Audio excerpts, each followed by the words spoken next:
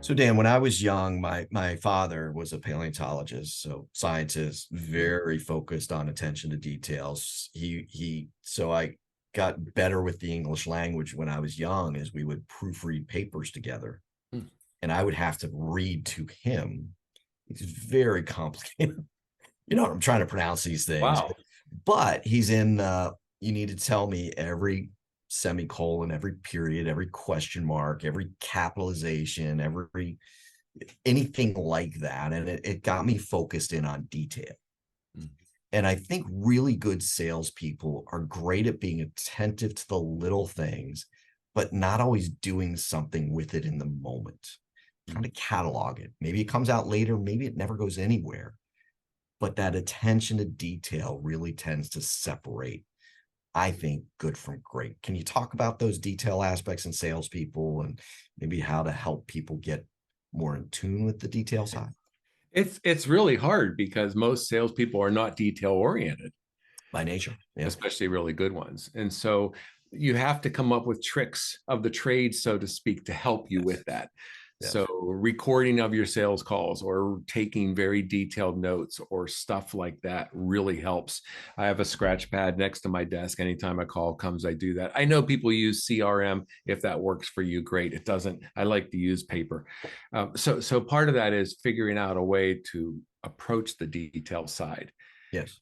There's another aspect, and that is even when we're in the present, there's certain things happening in these sales calls that I need to be paying attention to. And one of them, the biggest one, is body language.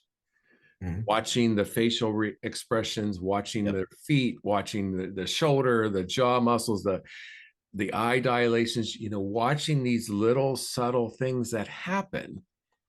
And the only way I have found to really be able to work on that, using this as an example, is I study it. I study everything I can about body language. And when I do that, I become much more noticeable of it in a sales call. So what I'm trying to say, John, is if there's an area of sales that requires attention to detail and we're not very good at it, start learning about it, start researching it. How do I get better at this? How do I do this differently? And it will become top of mind. So another real quick example might be emails. There's so many times I get emails and there's misspelled words or stuff like that in there. And I'm not the world's greatest speller, but there's certain things you can do, like always making sure that your email checks the spelling and grammar of your stuff Yeah. before you send it out. So, Yeah. so think about what you want to improve, start researching it, and it becomes top of mind. And I think we talk about examples like a prospect says to you, "Hey, I see what you mean there." So what they're telling you is they're a little more visual oriented, most likely, and so you need to be attentive to that. And so there's a lot of those kinds of things, body language, et cetera, that can really change the dynamic of the conversation if you're in tune with it.